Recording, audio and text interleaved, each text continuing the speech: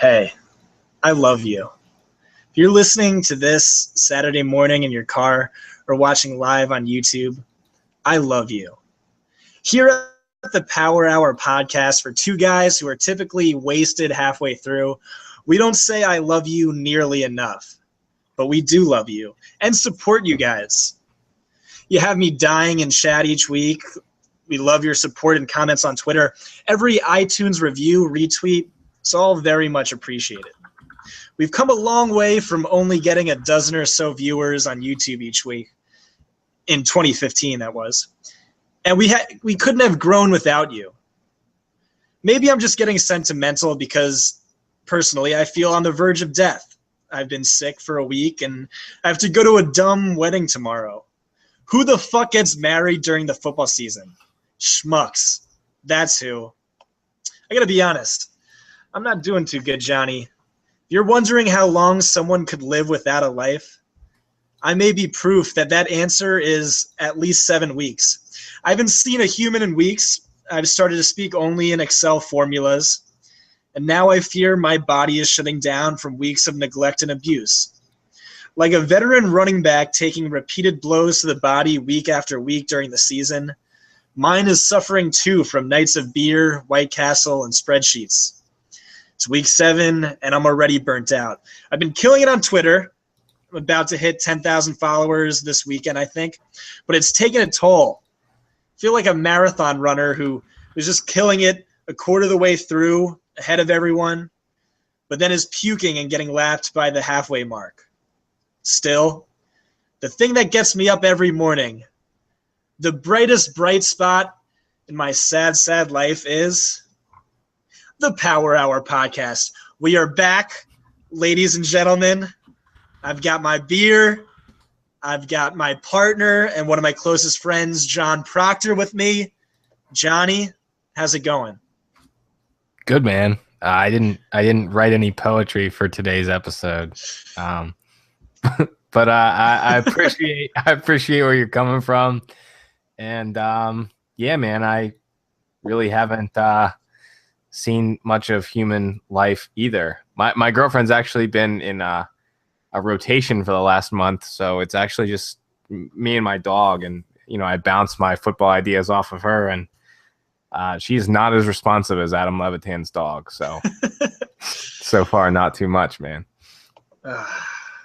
Yeah, I know. So let me real quick before we get into everything, just gonna mention who we are sponsored by this week. Yet again, we are sponsored by Fanshare. They are putting together a fairly new product. It's something that's been used in the stock market world. They're basically using social media, various websites, and rating players based on tags, articles written, mentions. They're aiming to cut down your research time by curating hundreds of pieces of free DFS content. They tag people based on how much content is being written on them. Through Fanshare Pro, you can use the player tag counts and their sentiment ratings to gauge potential ownership levels. So basically, if a player is tagged a lot as someone you want to play, he's going to have a high start rating. And if he's somebody who's tagged a lot as someone you don't want to play, he's going to have a high sit rating. And that was an example of Jamal Charles last week, was really high in their tag model. So he had a lot of mentions, but he was really split on whether you should start him or you should sit him, and he ended up not having that high of ownership. So we look back last week, Le'Veon Bell and LaShawn McCoy were the two most tagged running backs on Fanshare, and their ownership on DraftKings was around 54% and 46%. So that just goes to show you how often people are mentioned means that people are going to play them. So, the sort of the group think they are compiling it. So they're doing good stuff. And so far for this week, DeMarco Murray is the most tagged, and Jacquizz Rodgers is second most. And Spencer Ware is getting a ton of love as well. He's kind of flown up the charts in the last couple of days as well. So we'll talk again about that stuff. Scott, you want to start the slate? No, actually, I have some sponsorships I need to read too. This podcast is also sponsored by Joe Pano at PAENO because he is coming up with the rules for our drinking game. Hopefully, we should have that soon. And also John Quincy. You can follow him at JOHNA_QUINCY.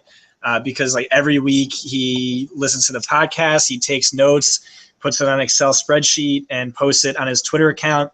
I always retweet it. Johnny always retweets it, but it's a really cool resource for people who just want to get drunk and listen and not take notes.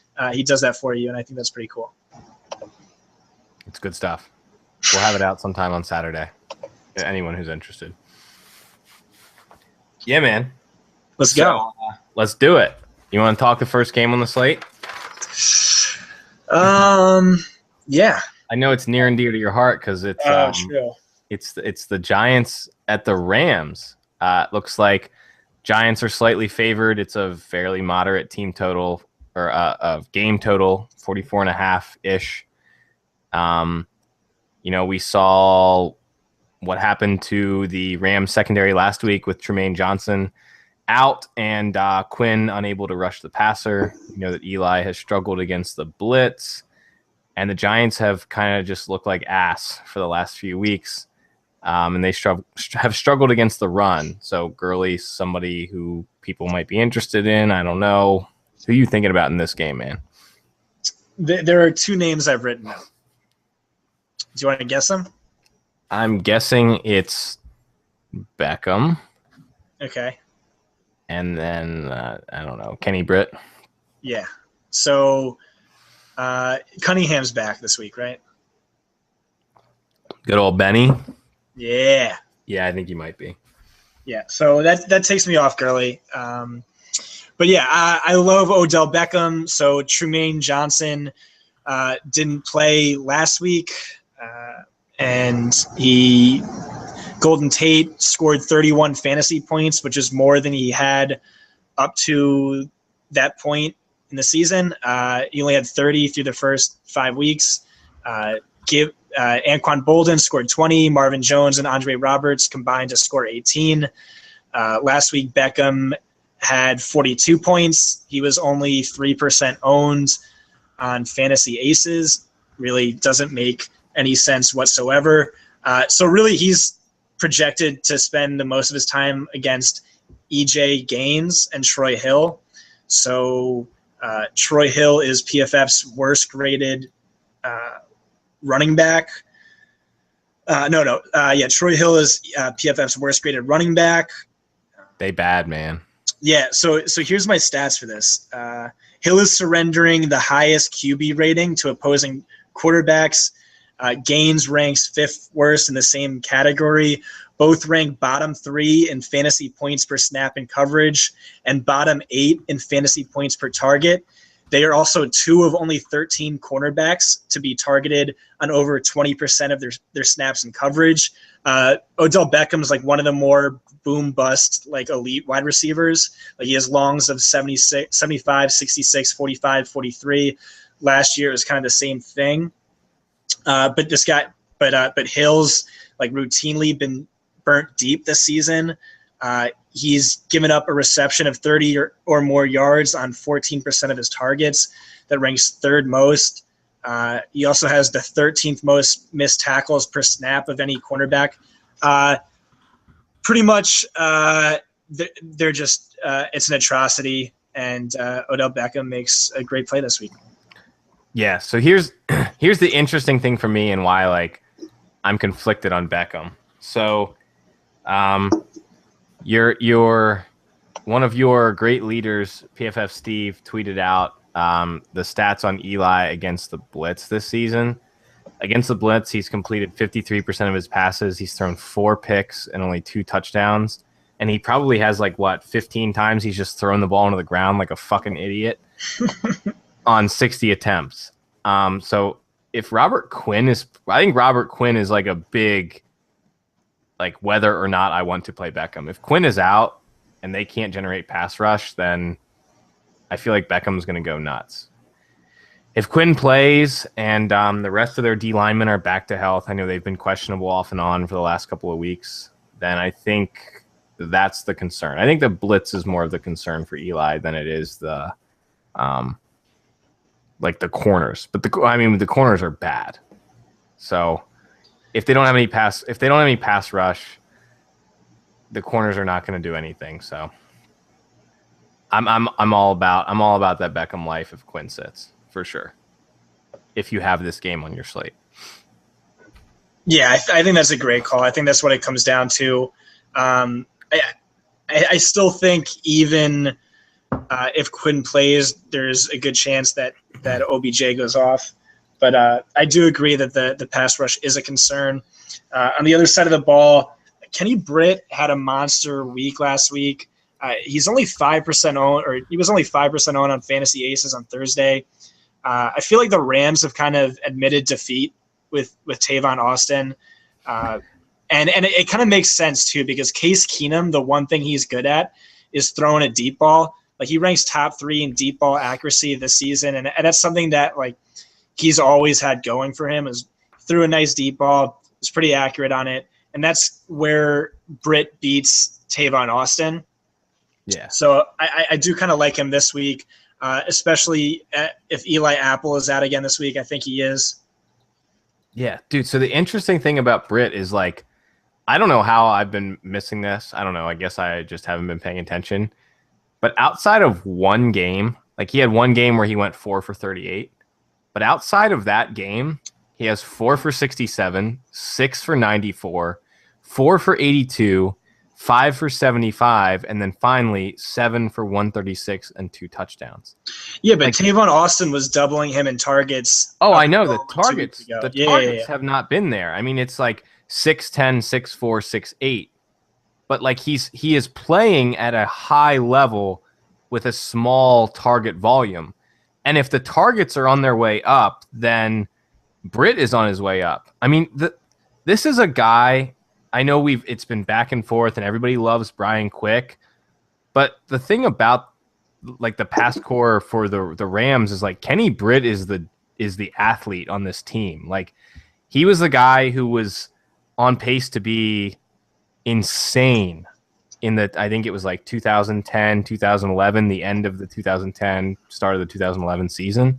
And, like, if he's even back to, like, 90% of what he was at that time frame, he is, like, a top 20 wide receiver talent in the NFL. So I don't know, maybe he's getting back to form, and even if he's close to back to form, then that's going to be sweet. And the thing is like, he's only 28 years old.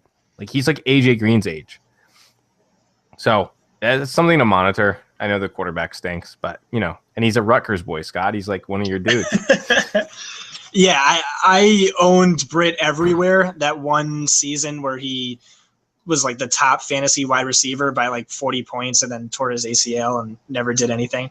I do like him. If you played him last week, congrats. You predicted that Jeff Fisher would do something rationally and make sure that Britt got more targets than Austin, but that's the first time he's ever done something rationally before. I want to go back to Eli for a second. Pat Thorman jumped into the chat and he said Rams blitz on 39% of a quarterback's dropbacks, which is the 4th highest rate. And then EOM said that Robert Quinn and left end William Hayes are both questionable. So I really do think you're right. I think that is what it comes down to.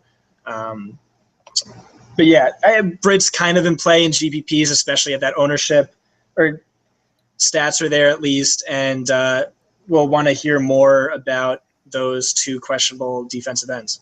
Yeah. And then just on top of that, like, the London games typically score a lot of points just because they just fucking go weird. Like, they're just, like, weird. And if you want to find Matt Friedman did a write-up on Fantasy Labs. I don't have the link right now, but typically the London games go over the over generally. So, but this is not a game that feels like it's going to, because these teams suck, man. All right, so you want to move on to the next one? This is an interesting one too. Oh, this is great. So, like, the first game listed most pretty much everywhere for the 1 p.m. slate, is the Saints at the Chiefs. And this game actually has a 51-point total, and the Chiefs are favored by a lot. So they have I think they're 6-point favorites against the Saints, where they're at home. And Charles was limited in practice today with some knee swelling. And I know people were already on Ware. So what are we doing with the Chiefs, man? Are you in on Ware? Like, I don't know what I'm doing with Ware yet. So you're gonna hate the argument I'm about to make. The first one makes sense, but the second one, I have a feeling we're gonna debate each other on it. I love Ware. I think he's an awesome play. Due to this knee swelling issue with Jamal Charles, I think Ware gets the huge bulk of the carries. They're not going to want to risk it. I can also especially seeing Kansas City get up on them early and just essentially bench Charles through the second half, or at least the fourth quarter. Ware definitely has more upside. And Ware's been fantastic. Since week 8 of last season, he leads all running backs in yards per carry by a landslide. Really a fantastic runner who's really effective as a receiver as well. I really like him. And then in GPPs, so I wasn't on this at all, but and shout out to Sal Stefano of 2QBs.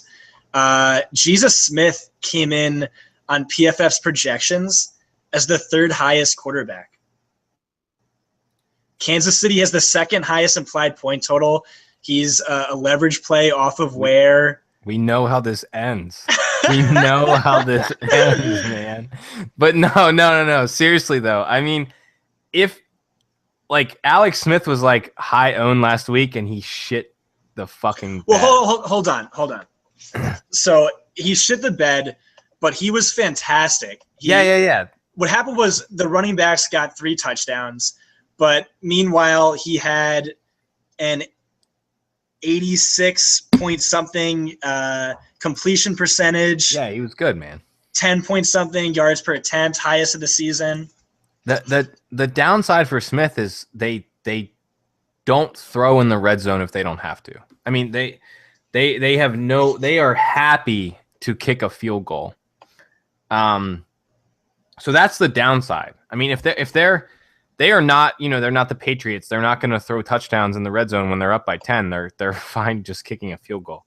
But as a leverage pivot type play, leverage off of last week recency bias that Smith did nothing, and Macklin, didn't Macklin have like 1 target? Macklin was like not used at all.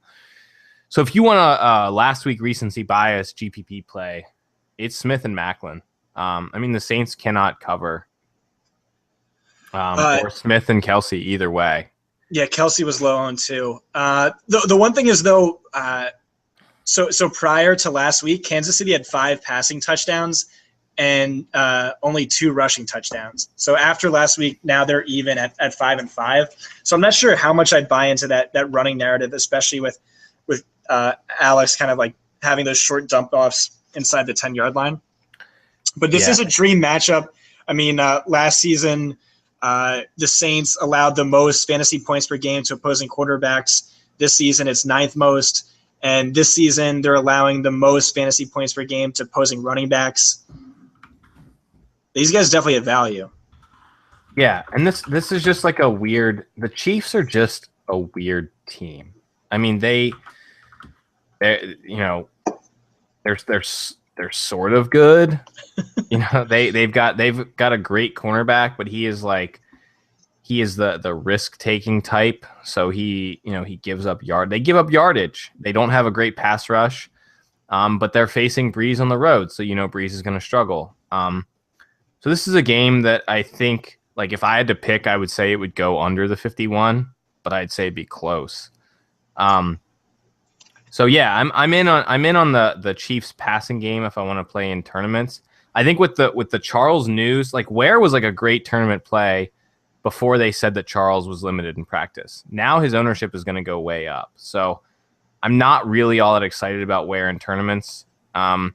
He's like 6K, and even he's had like one blow up game where he went nuts in the passing game. But other than that, he's been really good, but he hasn't been like, they're not an offense that's been like blowing the lid off of stuff. So I think he's a guy who was a great tournament play, but with the Charles news if Charles doesn't play, he's like a cash play, not a tournament play. Does that make sense to you, Scott? Yeah, I think you hit the nail on the head on both Smith and Ware there. He did have more than one blow-up game. He had 35.9 DraftKings fantasy points in week 1 and 27.3 last week. I mean, he's a borderline cash play for me. I still like him in tournaments unless you're a contrarian player, in which case maybe move to LeGarrette Blount, who I think is going to be low owned, is in a similarly attractive spot. But we can get to that later. I wanted to talk about Brandon Cooks because I kept getting a lot of questions on Twitter. A lot of people liked my stats last week about how Cooks blows apart slow corners. And so you see Marcus Peters on the other side, who has a great PFF rating and a slow 40 time and is prone to giving up big plays. Cooks isn't really going to spend too much time against him. Probably about 25% of his routes against Marcus Peters, and the rest of the time against Gaines and Nelson. But they're bad in their own right as well. They're both bottom 26 corners according to PFF grade. So I don't think Cooks is a terrible play. He's not but I don't think he's a great play either. Not as much as last week, especially away. Yeah. Yeah. It's like you can't use the Saints guys right now with everyone at full health, especially with Breeze on the road. So I was looking for my notes here, but we saw Cooks over the last 3 had 8, 6, and 9 targets. Like, that's not what you're looking for in a guy at his price. Snead had 7 targets in his game back. Thomas had 5 targets. Fleener had 7. Josh Hill had 5. All the wide receivers played around 70% of the snaps last week. So, like, they all have a role.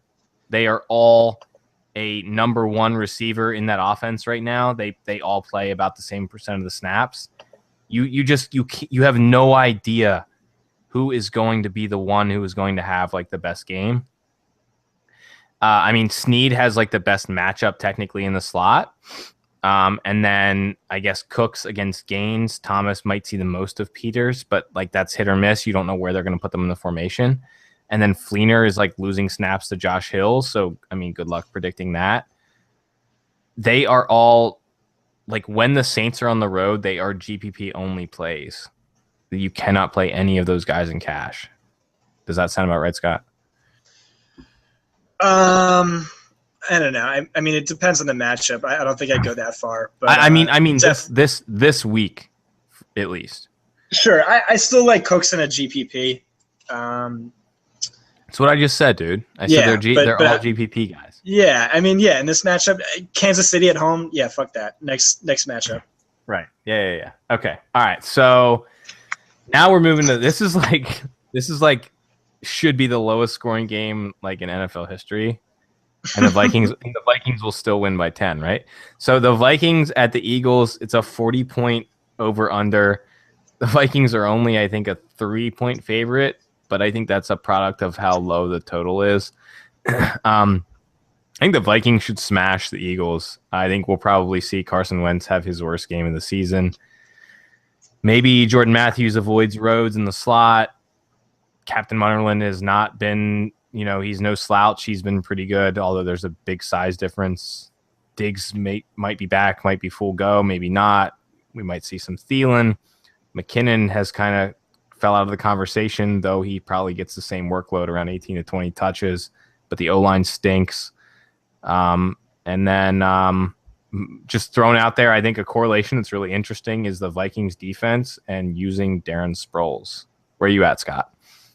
So literally my entire notes for this is Sproles ?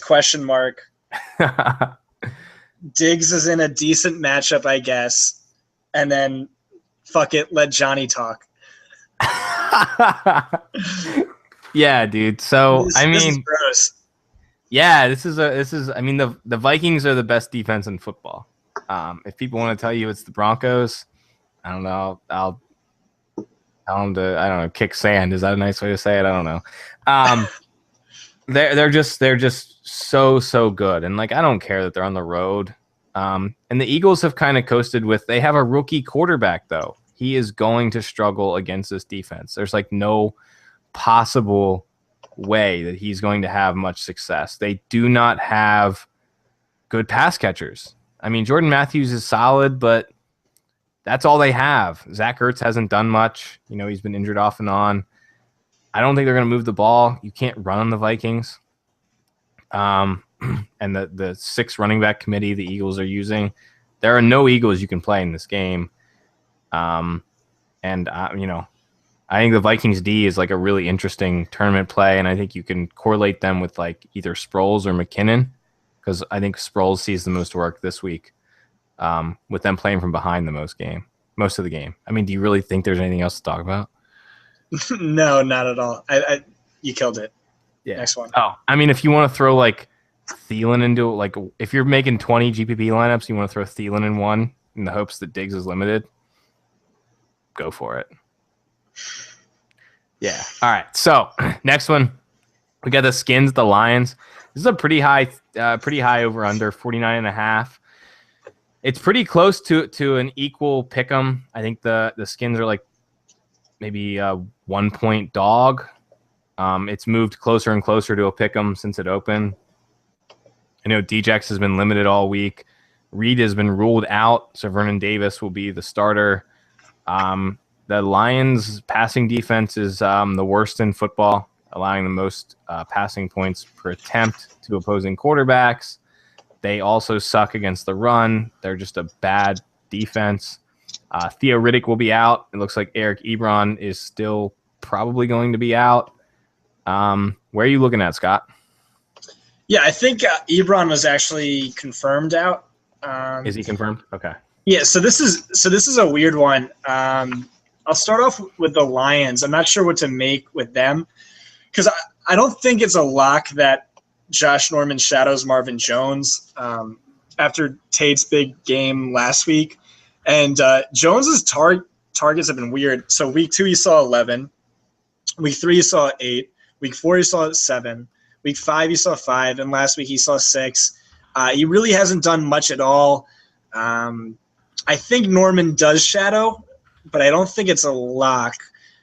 Tate was only 4% owned on Thursday. No Ebron Riddick, so maybe he sees a workload similar to what he saw last week. I mean, that's what we've done all season so far is target the receiver opposite of whoever is being shadowed by Josh Norman, and it really paid dividends early in the season with Breeland's struggles. I'm not really sure what to do with Detroit. The running back situation is kind of a mess as well. Zenner got a bell cow game last week, though. But I was talking to Rumford Johnny, who we had on last week. He's all about that Cousins, Garcon, Vernon Davis double stack. And I think that makes a lot of sense because Darius Slay is going to shadow Deshaun Jackson. If he plays, I think he should play. Who? Deshaun Jackson? Deshaun, yeah. I think he plays. Is he hurt? I didn't even know. He's been like off and on, limited, questionable, whatever all week. But I think he plays. All right. So Davis played on 97% of the snaps last week. He got a touchdown. He ran 31 routes, which was 7th most at the position, and more than every receiver on the team except for Pierre Garcon. So it's like he kind of like inherited Jordan Reed's role. Like he's obviously not the same talent as Jordan Reed, but he's up against the Lions, who are giving up the 4th most fantasy points per game to opposing tight ends. 7 touchdowns to tight ends. I like him a lot in GPPs as a pivot off of Hunter Henry and Jack Doyle, who are going to be similarly priced. You like Cousins a lot. I know you wrote him up. Makes a lot of sense given the matchup. Garcon had a big game last week. Makes sense. It continues with Slay on Deshaun Jackson, especially if Jackson's limited as well. Anything to add? Yeah, so I think that makes a ton of sense. I think Garcon is somebody that people have been talking about as like a cash game value play. If McCoy isn't ruled out and you need to go somewhere at wide receiver cheap, I don't think it's completely insane. I would be scared to do it. I think Crowder's another one that you can consider. The Lions, I mean, the reason we played Tavon Austin last week was because Quandre Diggs is fucking bad. And no one is talking about Crowder this week. He's getting the same matchup against the reason we played Tavon Austin is because of this matchup. Tavon Austin's like we're idiots for playing Tavon Austin. And now because we were idiots for playing Tavon Austin, we don't want to play Jamison Crowder in the same matchup. So look at Crowder, look at Garcon, look at Vernon Davis. I think Vernon Davis will be the highest owned of the Crowder, Garcon, Vernon Davis trio. So if you want to stack Cousins with the other two, I think you'll get them at lower ownership. And then the Skins defense is like playing way better than they have over in the beginning of the season. And the Lions are like kind of struggling to move the ball on offense with the way things are playing out. So I'm not as big on I started high on Tate on the early in the week, but if they play matchups, Tate will see Norman the most. So I'm not as excited about him. Bolden draws an okay matchup in the slot, so I like him. But I think the guy that really no one's talking about is Matt Jones. Like this is like if the Skins are able to control this game, then Matt Jones is going to have a ton of carries. The Skins offensive line under the prior Dallas offensive line coach is like they're opening huge holes. They're playing really well over the last couple weeks. And if they can keep doing that against the Lions, who are like really bad against the run too, then, Matt Jones is going to get going. So, Matt Jones is a really good leverage play off of Kirk Cousins, who's going to be a really popular play this week. And people are going to be interested in the Skins passing game. So if you want to use Jones and fade the Skins passing game and hope that the Skins sort of, pace the Lions, which I think is within their realm of possibilities. So I like Jones in tournaments a lot. So I really don't like Jones in tournaments or cash. So I post this thing called the DFB Matrix every week, which is just like a breakdown of fantasy scoring. So Matt Jones is Washington's running back that gets all the carries, and Chris Thompson gets the receiving work. Detroit has been super stout against running backs on the ground. They're giving up the 5th fewest fantasy points per game to running backs just on the ground, but they're giving up a lot more through the air. I don't know if that's just a product of kind of the game script they've been getting. They're giving up the 10th most to running backs through the air. You mentioned Matt Jones to me before the show, and I was like, I guess. I don't know. But I'm way more excited about your J-Mo Crowder call. I totally forgot about Diggs because Tavon Austin stinking. Everyone did. Shook. Dude, that is a fantastic call. I love that. Yeah.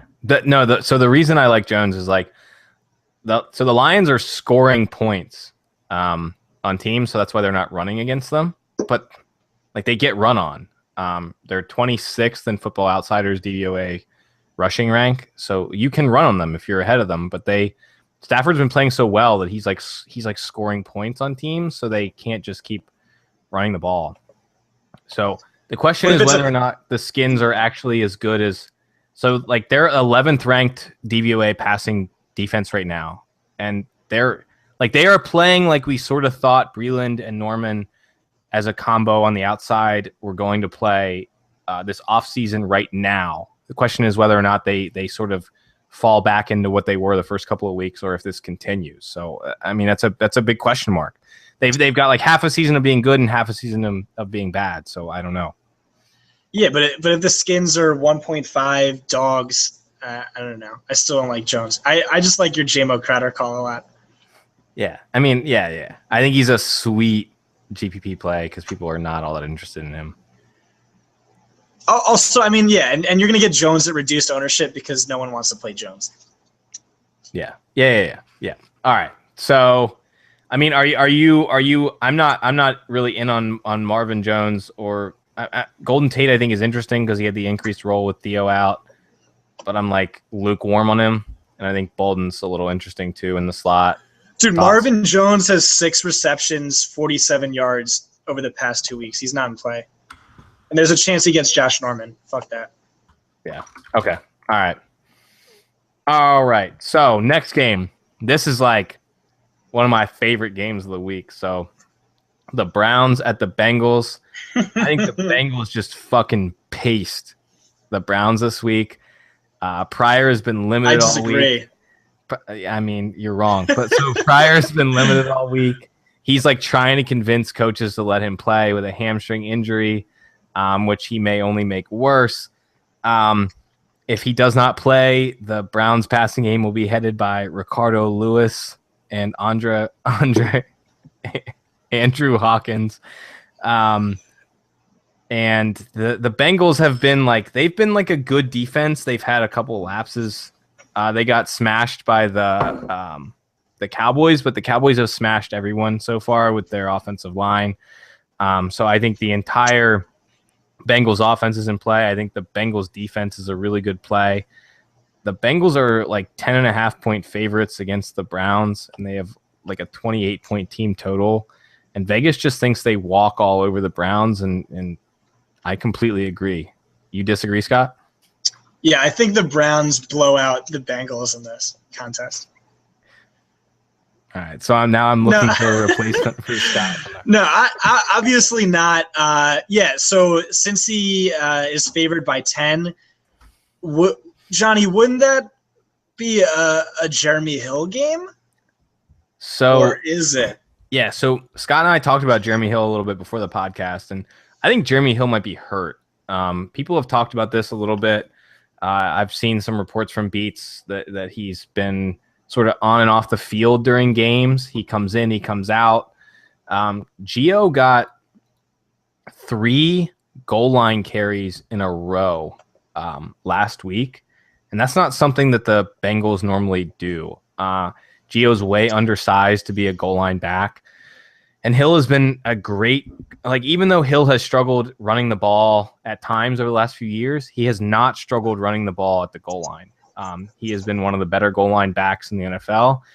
And the fact that they're not putting him in to run the ball at the goal line just sort of tells me there's something weird going on there. So I'm out on Hill until further notice. And the Browns have actually played not good run defense, but they've played okay run defense. They are much worse against the pass than they are against the run. So I am all in on the Bengals passing game and the Bengals defense. You agree with me, Scott? Yeah, I do agree. So Dalton, is he the Uber chalk this week? I think Dalton, I had Dalton and Cousins equal when I thought Reed might play. Hayden is doubtful, by the way. I don't know if you said that. Yeah. I mean, I went into the week assuming that Hayden wasn't going to play. But I had Dalton and Cousins equal when I thought Reed was going to play. But I think it's still close. I think that the Lions passing defense is so bad that Cousins may be a really good cash play. But I lean Dalton this week with Eifert back. The thing about Dalton, and I've said this over the past 2 or 3 weeks every week, he has not played bad. He just hasn't scored touchdowns in the red zone. I think he's completing the highest percentage of passes in his career, second highest adjusted yards per attempt. And the weird thing about adjusted yards per attempt with Dalton is that it heavily weighs touchdowns in the evaluation of that number, and he's not scoring touchdowns. So he's playing really well, just not scoring red zone touchdowns. And now that Eifert's back, even if Eifert's only playing in the red zone, I think that's a huge boost. And I think that Dalton just pastes this Browns team. The one concern is the uncommon versus common splits. Dalton plays down against common teams, but I don't think that necessarily applies this week just because the Browns are so bad. They've allowed 2 or more touchdown passes to every quarterback they've played this season, including Ryan Tannehill, who's a bottom 5 option. Yeah, I like Dalton significantly more than Cousins. He's a home favorite, something we always like to target. Hayden's not playing, so I like AJ Green a lot as well. I think Eifert makes a gigantic difference. So Cleveland's allowing the second most fantasy points per game to opposing quarterbacks.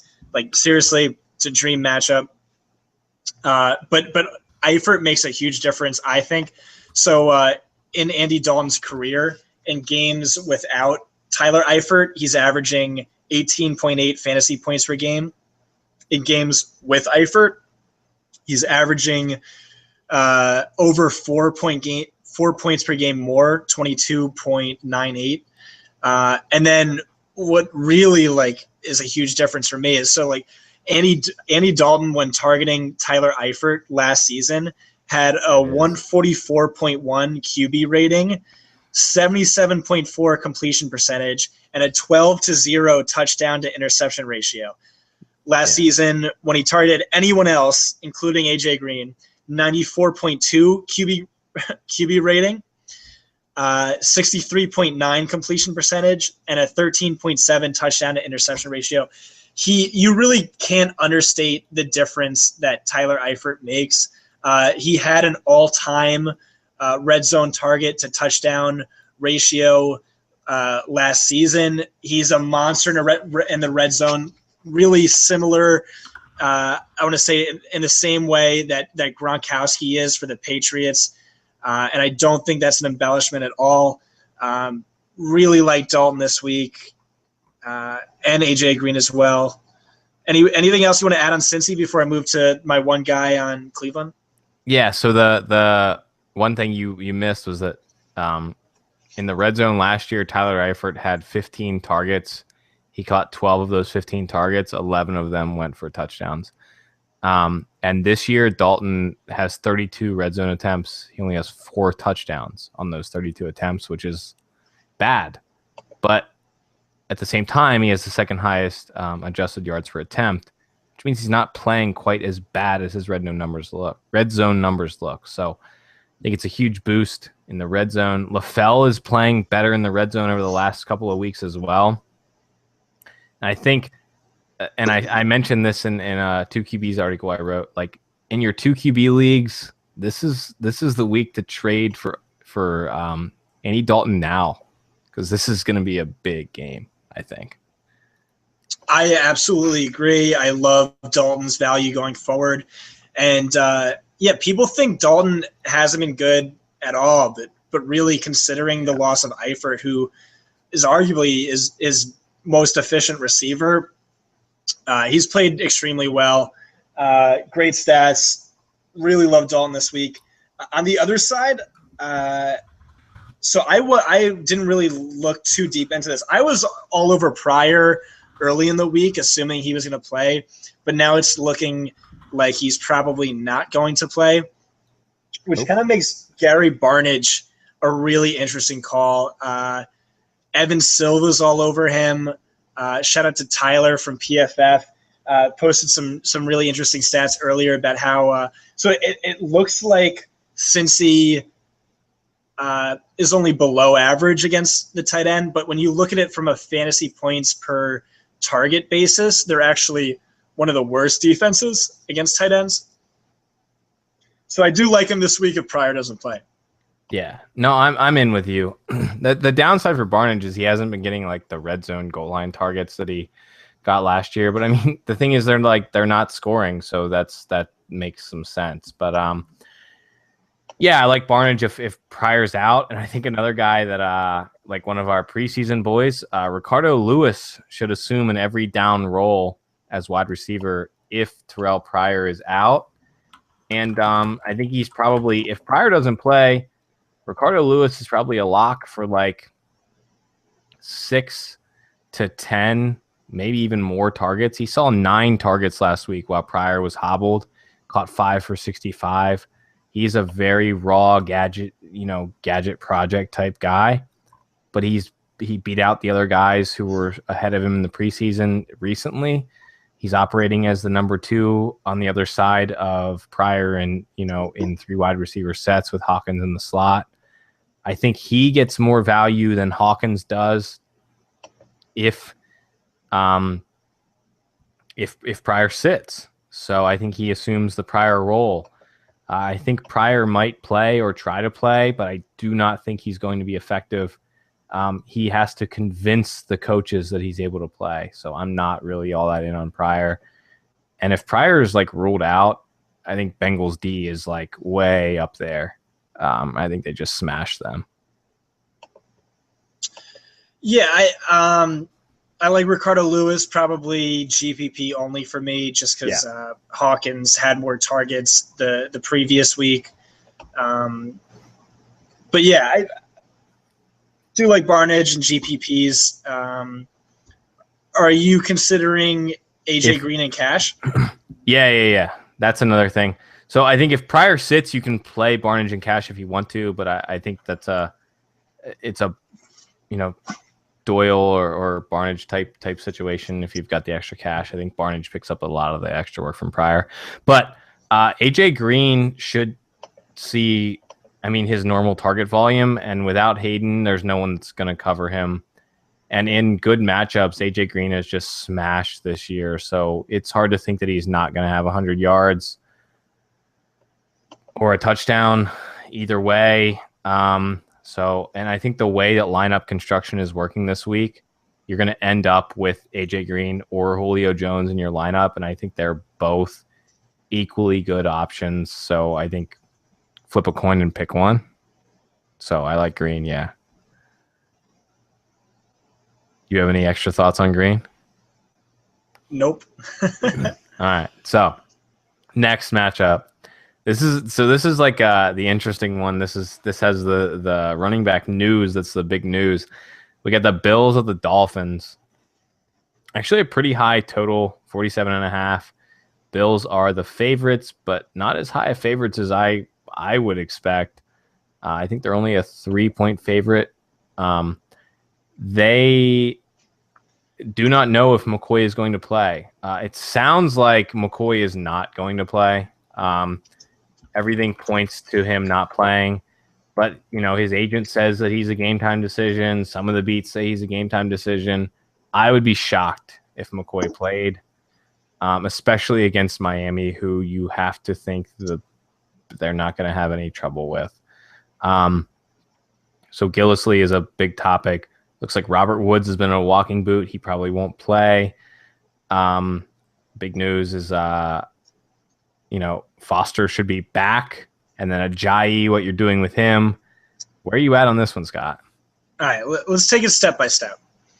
Yeah, this is a lot to discuss. All right, so assume McCoy is 100%. Let's say he just magically is super healthy. Where would you have him this week? If McCoy is 100% healthy? If he was, yeah. I'd be like splitting him and DeMarco Murray. Okay. Yeah, I agree. I like that. Now, let's say he's a game-time decision and he plays.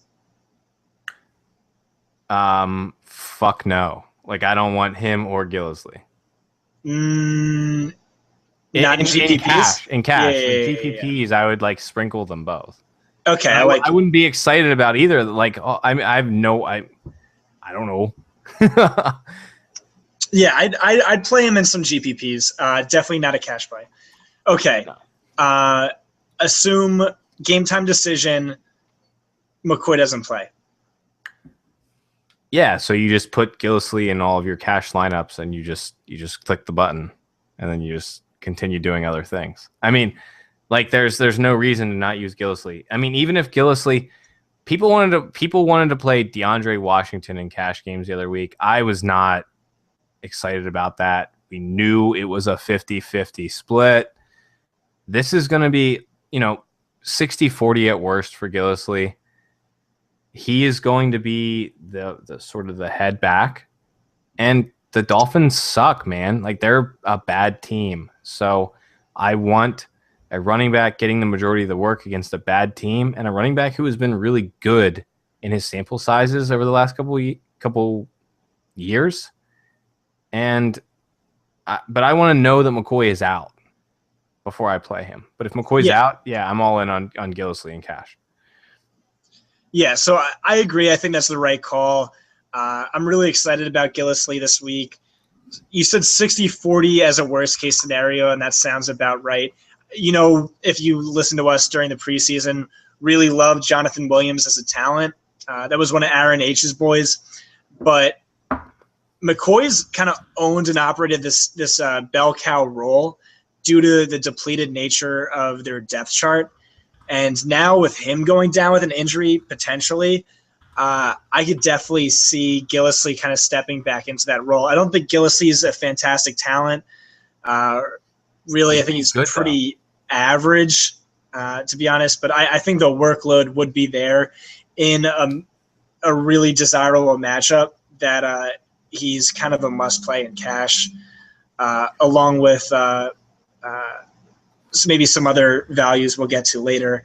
And then so EOM was talking about in chat earlier, really like stacking all of Buffalo because it's like basically free. And it makes sense. So Woods isn't going to play. Sammy's out. Are you in on Hunter, Charles Clay, Marquise? Like the fact that we're talking Justin Hunter is like, yeah, it's like the worst part of this week. I mean, dude, he's like so bad. I don't know. He's been involved.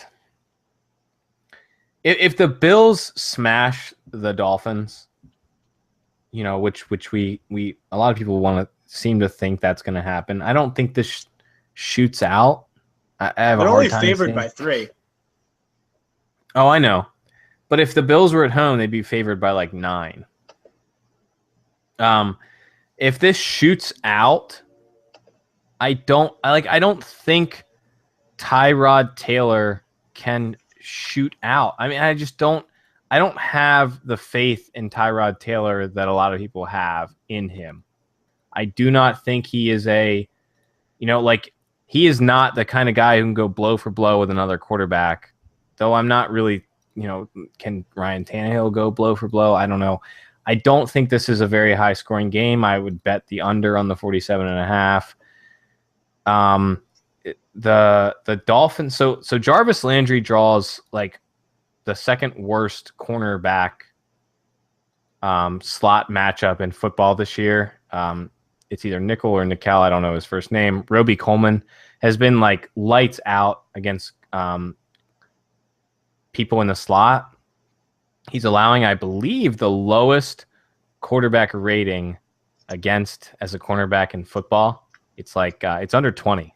I can tell you that. And he's been a sick tackler. So like as soon as people catch the ball against him, they go down.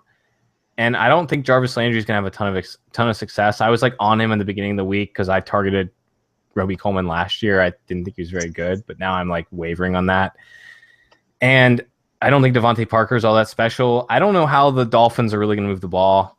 So I'm not I'm not very excited about any of the Dolphins. I think Jay Ajayi was like he blew up and that's it, one-time thing. So I'm just like, I'm not excited about the prospects of this game to go over that 48-point total. I don't know. What do you think, Scott? You want to know a really interesting stat? So you want to know who PFF's worst graded running back last week was? Is it Jay Ajayi? Yeah. His running grade was pretty good, but he had some penalties and he kind of sucked as a receiver. I agree with you. I think he's going to come back down to earth this week. So I'm not on him, not on Landry. Nickel Roby has really been fantastic this season. I mean, like a few weeks ago, we were comparing him to Nickelback because of how bad he was last season. But yeah, he's been really good this year. So kind of puts Jarvis Landry out of play for me. I think if they do move the ball at all, it'd probably be maybe some Devontae Parker. So he lines up to Tannehill's right. He's the right wide receiver. So he's going to match up against Ronald Darby, who lines up to the left on 98% of his routes and coverage. And Darby's giving up the 14th most fantasy points per snap in coverage. Again, like, neither of us really like Parker as a talent, but the matchup's kind of decent. Maybe in a GPP, not someone I'm too confident in. Really don't really like anyone on Miami. I think that's yeah. And I said it was 47.5. It's 44.5. It's a lower total than I said. Great. Yeah, I mean, it's just like it's not a very exciting game, man. Are you excited about it? No, I'm excited about the next one though. Yeah. Is that the Raiders and the Jags? Yeah. Yeah. So this is an interesting one. I mean, so the Jags D has been like better against the pass than people want to give them credit for. Though they play some zone. So it's sort of interesting where people are going to end up. I know Bortles is going to be a really popular tournament option. I like Bortles and Robinson and some Julius Thomas on that. Who are you thinking about in this game? It's a 47.5 over under. It's pretty much a pick 'em between the two teams. What are you thinking, man? So you just said Bortles is going to be a popular tournament option. By popular, I mean he'll be like under 10%. Yeah. Okay. Yeah, never mind. So the Raiders are giving up the fourth most fantasy points per game to opposing quarterbacks. They're also giving up the most yards per pass attempt to opposing quarterbacks. In week 1, Drew Brees scored 35.4 DraftKings fantasy points. Week 2, Matt Ryan scored 31.8 DraftKings fantasy points. Mariota in week 3 sucked, but we're not going to talk about that. Week 4, Joe Flacco scored 23 DraftKings fantasy points and was only 2 yards away from the 300-yard bonus. In week 5, Phillip Rivers scored 31.4 DraftKings fantasy points. Last week, Alex Smith was hyper efficient, but didn't score any touchdowns. Looks like a dream matchup. Another thing too is something I've always ranted about on Twitter is like how Bortles is terrible when he's pressured. His splits are like really embarrassing. But the Raiders, despite having really good like individual pass rushers, haven't really generated too many pressures. In fact, they rank 5th fewest in pressures per game. They're also giving up the most passing yards per game. Really like Bortles. Think he's a really solid cash game option. I might even like him more than Cousins. I don't like Bortles more than Cousins. But like he's bad. I know he's bad. I would play him in tournaments over Cousins for ownership purposes. I don't know what to do with Allen Robinson. I know a lot of people are really on him this week. For me, he's like if a cash game lineup 100% requires that I end up with another 7,500 range wide receiver, I can play him, but I am not excited about it. The offense has been they've spread it around. So good luck figuring out who's going to get the ball. And I mean, if you're going to pick a guy to pick on the Raiders with, it's going to be Bortles and pick someone. You got Allen Robinson, you got Allen Hurns, you got Julius Thomas, and they're actually using Marquise Lee, who we all thought was dead. Except Nathan Powell, who's been, promoting him for the last 4.5 years. So, Lee is getting like 7 and 6 targets a game. He's not doing enough that you can consider playing him, but he's doing enough to hurt the other receivers on the team. So I'm more interested in Bortles than everybody else. I think you can roll with some naked Bortles and some GPPs. And then the Jags, they may shadow them. They may shadow the Raiders, Cooper and Crabtree with Jalen Ramsey and Prince Mukamara. Or they may run zone. They've run a lot of zone. If they do run the zone, then Amari Cooper should have some success. He is very good against zone because he's a good route runner. So I think he could pick up some PPR points. So I think Cooper's interesting if you want to stack this game. But other than Bortles, I'm not really all that excited about it. You got anyone else you like, man? Yeah, Oakland's giving up the 26th or ranks 26th in DVOA against wide receiver ones. I like Allen Robinson as a GPP play. Don't like him in cash. Yeah, I think you could use him in cash, but I'm not like we have a better. We're going to talk about a better play in a few minutes. Everyone's going to disagree with us, but yeah, it doesn't matter. But whatever. Okay, so let's talk. And, sorry, yeah, and I agree with your point on Oakland's receivers. Prince Amukamara is like super underrated, and he has been for a few years. He's just never healthy, but when he is healthy, he's actually a really good corner. And Ramsey's been fantastic for a rookie. PFF is projecting a shadow there, and if that's the case, I'm kind of really worried. If it's more zone like Johnny was talking about, kind of a better play. But either way, none of these guys are playable in cash. Next game. Yeah. So next game we got this is like my favorite game of the week. Like it sounds so weird, but I'm all over the Titans offense. The Colts at the Titans. I think this is like a Titans onslaught week, man. Like you can play Mariota, you can play DeMarco Murray, you can pick Kendall Wright, Rashard Matthews, Delaney Walker. Like put someone with Marcus Mariota, pair him in GPPs. You have no idea. He is not going to support multiple receivers, I don't think, in a week. But you can put him in GPPs and pair him with multiple single guys. And Mariota has been running more in the past couple of weeks. He's had 7 rushing attempts the last 2 weeks and has been huge for his efficiency as a whole. More Mariota is running, the better he is playing. The better the team is running as a team, the better they are playing. They are running the ball really well. They're playing better defense. They're actually Football Outsiders DVOA 9th ranked overall defense. They're 10th against the pass, 10th against the rush. They are that team that no one realizes is actually kind of good, who's kind of good. And the Colts are that team that people still think are kind of good, who's actually kind of bad. So load up on Titans. And the Titan player who is going to be the most used in games is going to be DeMarco Murray. So load up on the Titans passing game, load up on Marcus Mariota and GPPs. I think you can play Mariota in cash games, and I think he's reasonably equal to Cousins and Dalton this week because of his rushing floor.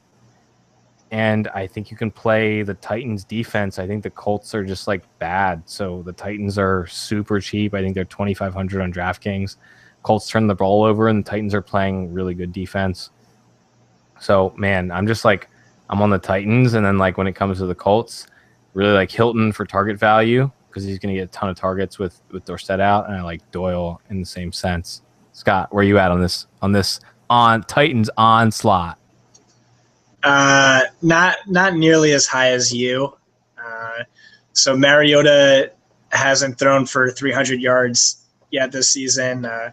Last week, or the last 2 weeks, he has 6 touchdowns and 1 interception. But he also played the Dolphins in Cleveland. And then the 2 weeks before that, what's that? And now he plays the Colts. Hold on. And then the 2 weeks before that, he played Houston and Oakland. We just talked about how bad Oakland is. He had 0 touchdowns and 3 interceptions. He's just not someone you can really trust. I guess that makes him kind of an interesting GPP play. He has 14 carries in his last 2 weeks and then 7 in the 2 weeks before that. Leviton in his leverage article he writes every week did actually a really good job of getting me on these guys. I kind of liked the idea of Delaney, Mariota, and DeMarco Murray, who sees a lot of targets, as a GPP stack. And then maybe Hilton on the opposite side. I'm not too excited, but I do get the thinking there in a GPP for sure. In cash, I'm not sure if I'm on anyone. Tennessee's pace is super slow, which is kind of a detriment to all fantasy players involved in the matchup. But except for DeMarco. I think DeMarco is the top cash play. So yeah, I think DeMarco is the top cash play. I think the entire Titans team is in play. And I think the Titans defense is a really good play too. The Kendall Wright thing is like,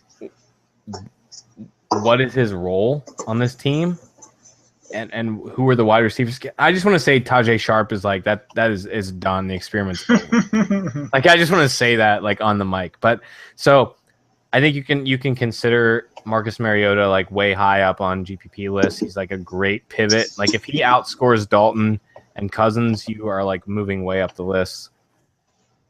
I probably wouldn't play him over Cousins or Dalton in cash, but like I wouldn't hate you doing it. And then so for the Colts, I'm playing Hilton and Doyle, and that's it. Like, I don't want anyone else in the Colts. DeMarco Murray is like a top running back play of the week. And so I pretty much agree with you. Though I'm higher on Mariota in the passing game than you are. I think him rushing more is just way better for this offense, who's been healthier and better the last couple weeks. And like, I want to be on a offense that's up and coming before they sort of hit their price point, rather than be behind when they get expensive. So Mariota is still reasonably priced. If he is going to be a 3 touchdown a week type of guy, I want to be in on it right now. And like, that's who we thought Mariota was going to be coming into this season. And if we are right, if the fantasy community is right and he is good and this is what he's going to do, I want to be in on it now rather than later. But he does have risk. All right. So you want to guess how many or what percentage of the snaps that Kendall Wright played on last week? He played 14 snaps, right? He played 22 of 62. Yeah. He ran 14 routes. Yeah, that's crazy. I do want to say about Tajay Sharp too, is because I got a lot of dynasty questions about him after like the first 2 weeks when everyone was really excited about him. And I was like, I gotta be honest, I'm kind of having a difficult time jumping all aboard the Tajay Sharp bandwagon, like that he's an actually good wide receiver. Because when I watched this tape, I thought he was terrible. This is over like last winter. I was like, I'm having trouble like buying into the fact that he's good, considering the team is giving snaps to Andre Johnson and Harry Douglas. Like, I feel like that has to show that that team does not know how to evaluate wide receivers. Yeah. Tajay Sharp experiment's over. All right. Moving on. All right. So Ravens, Jets. We got like one actual play in this game, and it is Brandon Marshall, and we are playing him in cash. As long as Jimmy Smith is out, and probably either way. And then I think you can consider Wallace and Perryman in GPPs. Other than that, not really interested in anybody else. What do you think, Scott? Yeah, so I could talk for a really long time on why Brandon Marshall's a good play, except I wrote about it for FanVice, and that write-up is really good, and you should go read it instead. Here's the thing about Brandon Marshall. I know you're like, all right, no way am I playing Brandon Marshall with Geno Smith. All right, I only know 3 people who are on Brandon Marshall this week. That's Pat Thorman, the GOAT, Evan Silva, the GOAT, and Johnny, who's all right. Anyways. Yeah, so, dude, like, I'll let Scott give, like, the specifics, but... all right. But I'll give the Ravens take, and then Scott can give the Geno take. But the Ravens, like, Jimmy Smith is all they have, man. If he is out with the concussion, like, they are fucked. They are so bad in the secondary. Like, Eric Weddle can like try and keep it together, but good luck. And the thing is like Marshall's not running like 40 yards down the field anymore, you know? So Weddle shouldn't really be all that involved in the Marshall factor. So I you get 12 targets to Marshall against, guys like Sharice Wright and whoever else is bad on the team. And I want him. So let's hear about Geno and Marshall, Scott. You take it away. All right. So in 2015, it's just all right. This is a small sample size, whatever. In 2015, Geno Smith threw the ball a total of 42 times. Brandon Marshall was the intended target on over 40% of those passes. So if Jimmy Smith doesn't play, That means Brandon Marshall should see Sharice Wright and Tavon Young. Tavon Young's a rookie who was thrown out 11 times last week and gave up 123 yards and 2 touchdowns. Sharice Wright was demoted from being a starter, but if Jimmy Smith doesn't play, he's back as a starter. Only one other cornerback has allowed more fantasy points into his coverage than Wright this season. He's giving up the 2nd most fantasy points per snap and the 6th most fantasy points per target. Opposing passers have a 132.7 QB rating when targeting him. He's arguably this season's Brandon Browner. And then even if Jimmy Smith does play, Smith was giving up the 15th most fantasy points this season, and his QB rating ranked 19th worst. But really, sorry, don't mean to continue.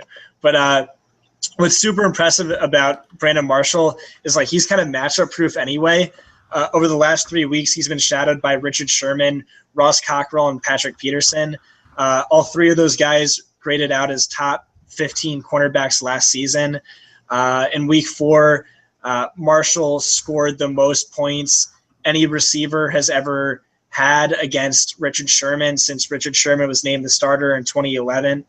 It's just like really crazy numbers considering the elite cornerbacks he's been going up against. Yeah, so like the one reason I was like especially good in preseason this year is because the Ravens were like relevant in the preseason.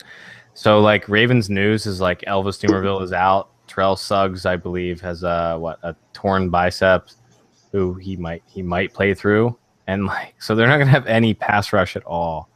Not that they had much before, so they're gonna have less pass rush. So Suggs is doubtful. Dumerville's ruled out.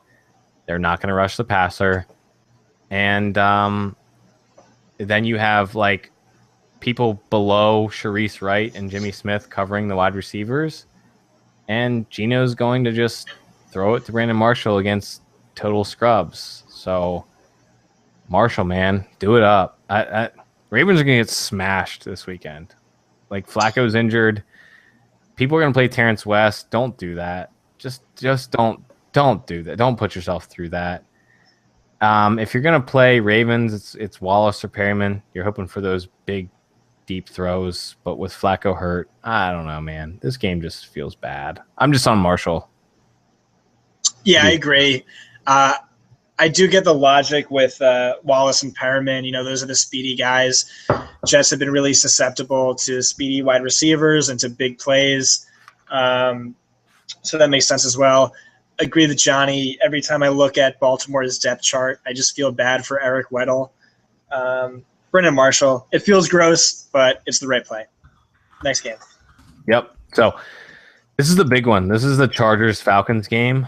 And I don't know. I want to know what to do with this one, but I don't know what to do with this one. So it's a 54 over-under, which is the highest of the week. The Falcons are projected to score 30 points, which is nuts. So I like Ryan. I like Freeman. I like Julio. I think Coleman and Sanu are both in for GPPs, though if Flowers is back in the slot, he's been playing really well, and he'll be covering Sanu, and we know that Sanu kind of stinks. And the Falcons are kind of like just as bad against the run as they are against the pass.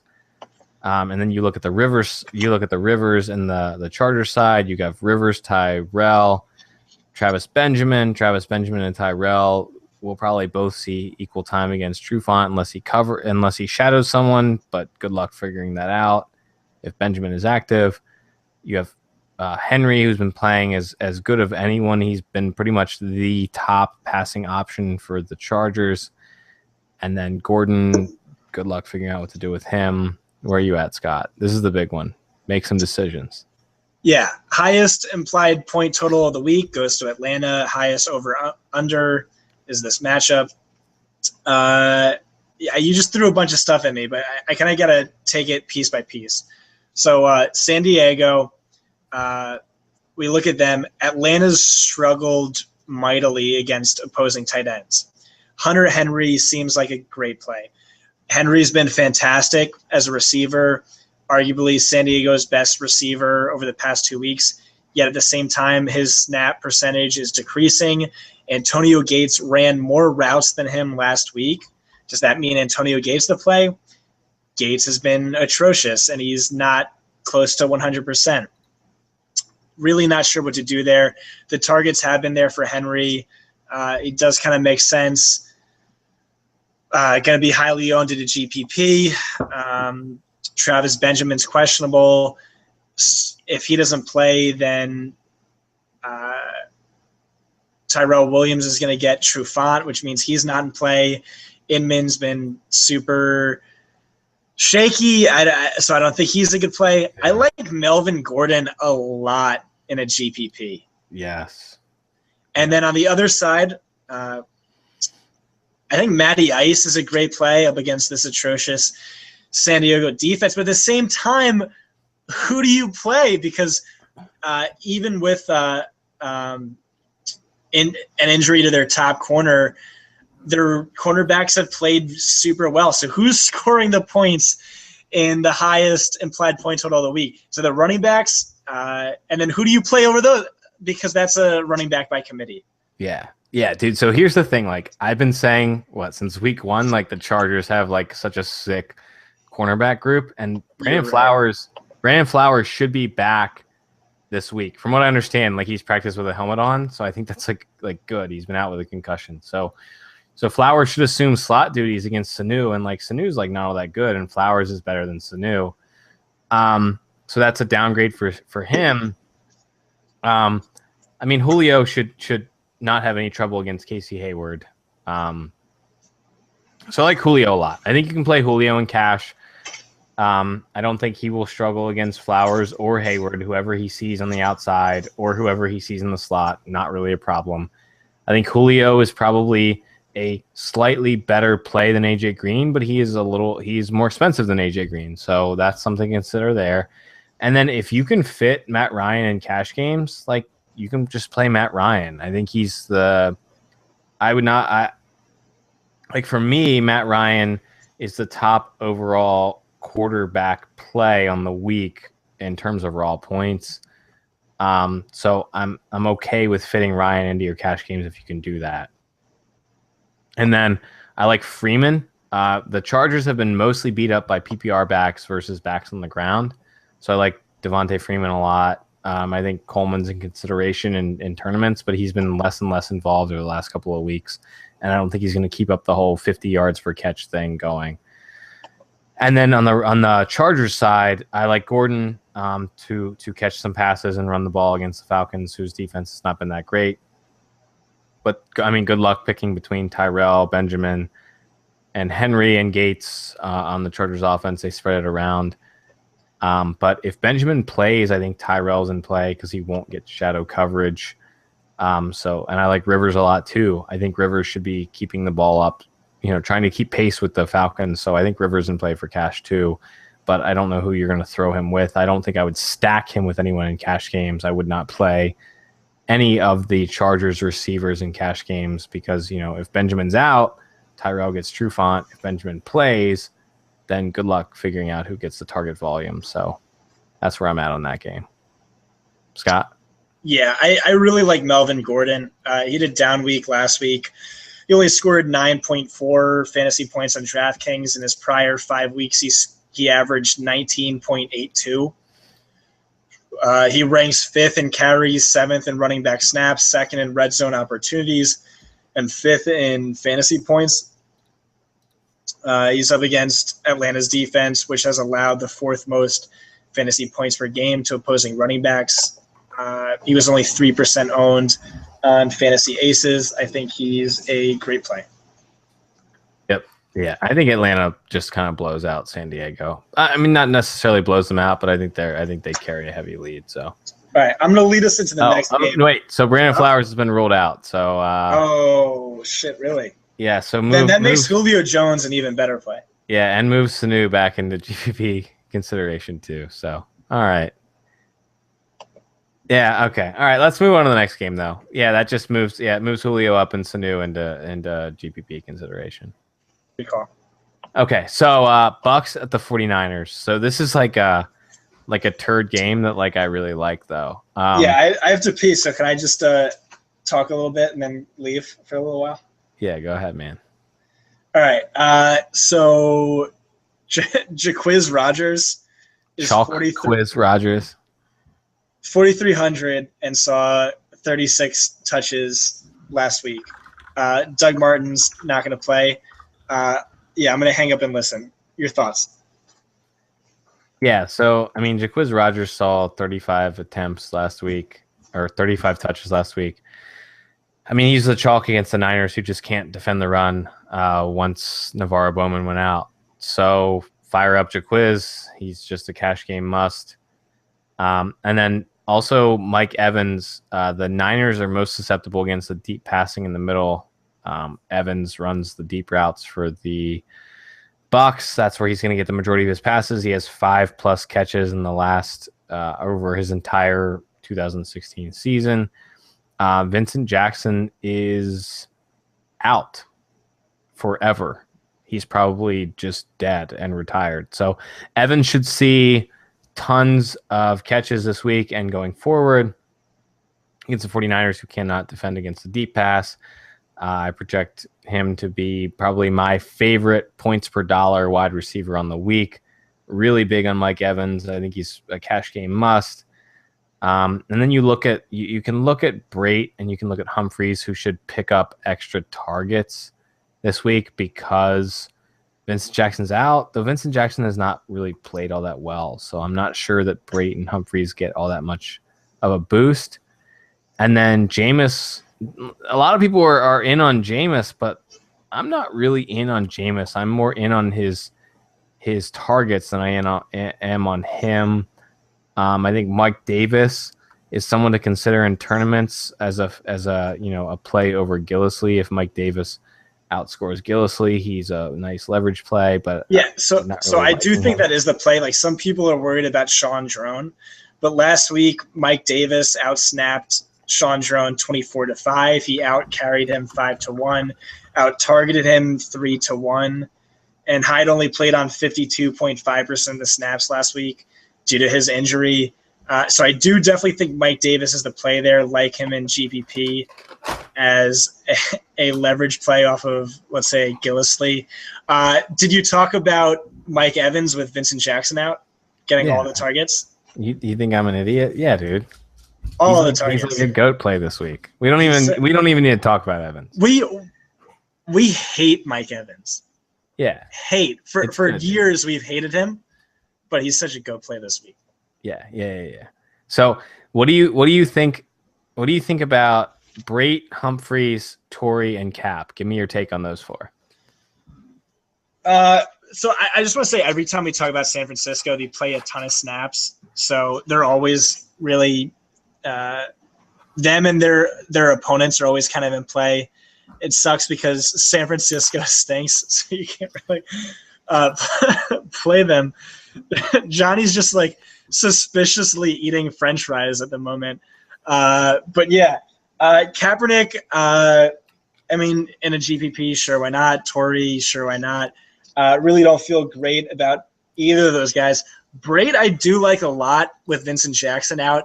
I loved him last time he played. It just made so much sense. He ranked top 5 in snaps, top 5 in route runs, top 5 in targets, top 5 in red zone targets among all tight ends, and then he just shit the bed. Yeah, but he's no longer making America great again. He was such a good play, and then shit the bed for no reason. But yeah, I'm back on him this week.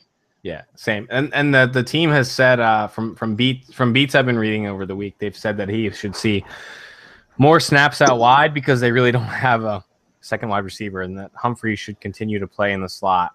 Yeah, and he was already running the most routes from the slot, more routes from the slot than any other tight end.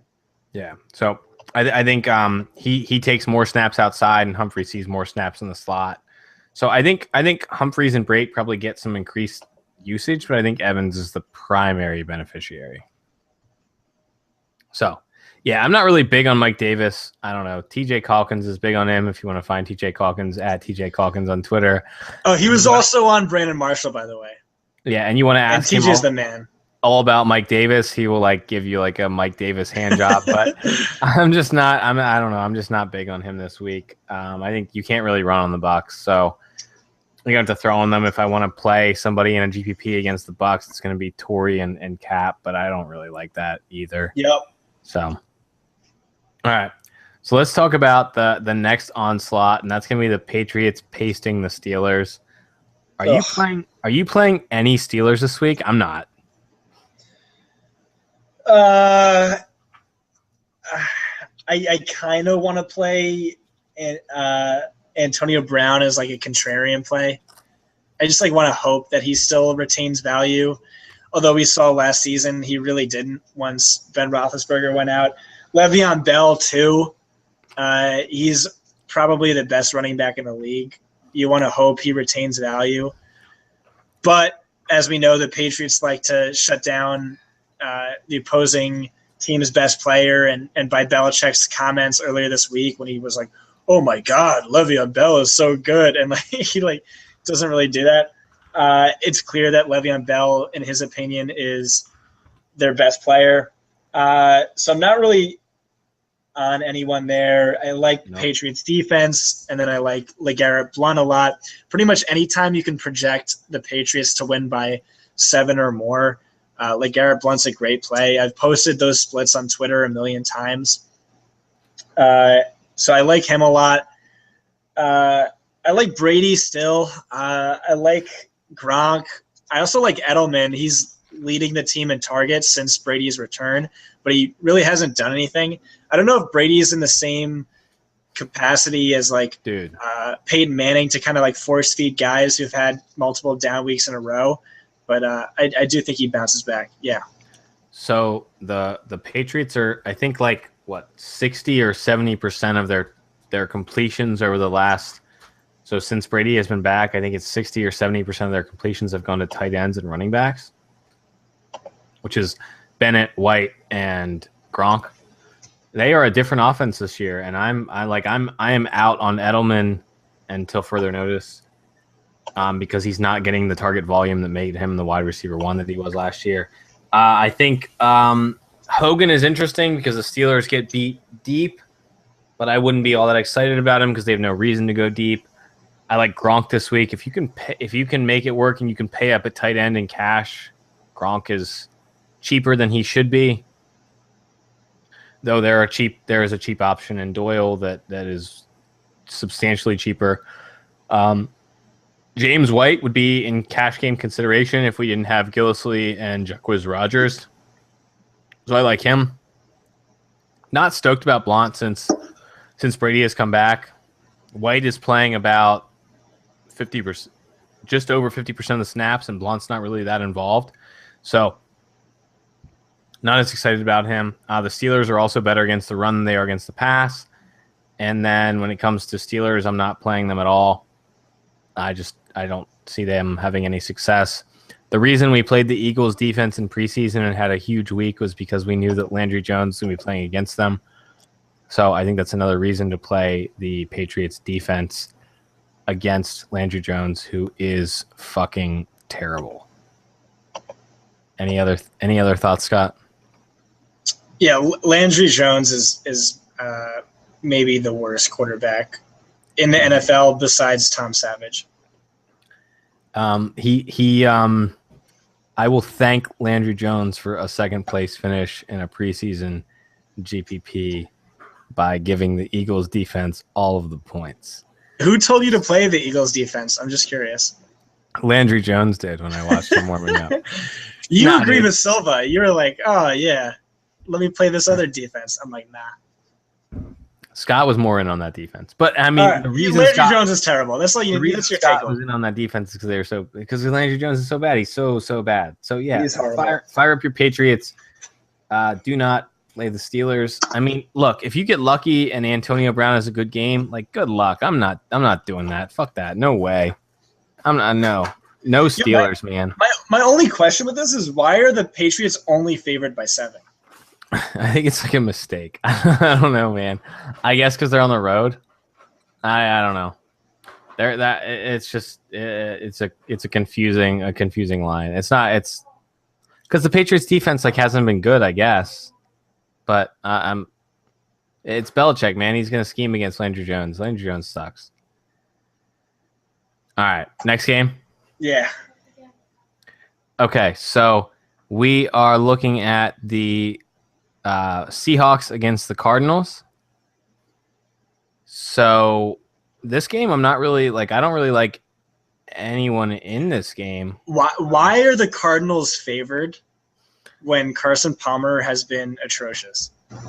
Right, I feel like you're flipping a coin on this one. I guess David Johnson in tournaments, Seahawks defense in tournaments, Christine Michael in tournaments, right? On FanDuel, I don't know. Jimmy Graham has gotten really expensive. I don't want exposure to this game at all. I mean, where are you at? Yeah, my notes for this game was frowny face. Yeah, I'm not really in on this game. I guess David Johnson in tournaments. Yeah, that's like the only thing. And Arizona's giving up the second fewest fantasy points per game to opposing tight ends. Yeah, I mean, I guess Russell Wilson, Doug Baldwin in tournaments. I don't know. I'm not. Tyrann Matthews back in the slot. Yeah. I don't know. I'm not. I just don't. I don't like this game at all, man. I'm not interested in it. Nice. Agreed. All right. So final game, the Monday night game is the LOL Texans against the Denver Broncos. I don't really want anyone but the Broncos defense in this game, man. What do you think? I like the Denver defense. Yeah, okay. So same page. Osweiler he's bad. He's so bad. He's like 32 of 32 in football. PFF said Fitzpatrick was worse, but he was the only one. Yeah, I don't even believe that. Yeah, dude. I mean, I'm out 100% out on the Texans this week. Good luck to anyone who wants to play them. No interest in Lamar Miller in a GPP. Denver has been giving up a surprisingly high amount of fantasy production to running backs. Nope. I think they can play absolute man on the wide receivers and just crowd the box. So nope, not touching them. Yep. And Sanders, what's his injury status? Yeah, I mean, I don't think that the Broncos have any reason to throw the ball. I mean, Simeon might still be hurt. We don't know his status on the shoulder. He didn't look good his last game they played, so nope. Broncos D moving on. CJ Anderson gonna split carries with Devonta Booker. Yeah, I mean, if they're up by 10 points, why not give Booker a try? I mean, good luck figuring out the usage on this team, man. I'm not trying to figure it out. Are you? No, not at all. It's a great game to end on, one play, Broncos D, fire it up. Yeah, but even then, yeah, Broncos D is a great play though. I think the Texans get fucking obliterated. They have a 16-point team total. I don't even think they score 16. Yeah. So, yeah. All right. Well. Any other thoughts on this final game? That's so interesting. Nope. All right. Well, I'll say look up Fanshare Sports at fansharesports.com. Sign up for their premium. It is free right now. It can help you see who is the most interesting players on the week, who are being tagged in articles, being talked about a lot, who's being talked about to start and who's being talked about to sit, and give you sort of an interesting take on ownership percentages. If you're interested in supporting the pod and you want to track your results, sign up for RotoTracker at rototracker.com/DFS Power Hour. If you want to follow Scott on Twitter, it is at Scott Barrett DFB. That stands for Dude Fantasy Bro. And you can find me on Twitter at John Proctor DFS. That is Proctor with an O, not an E. Any final thoughts on tonight, Scott? Nope. All right. Well, good luck, everybody. We'll see you next week.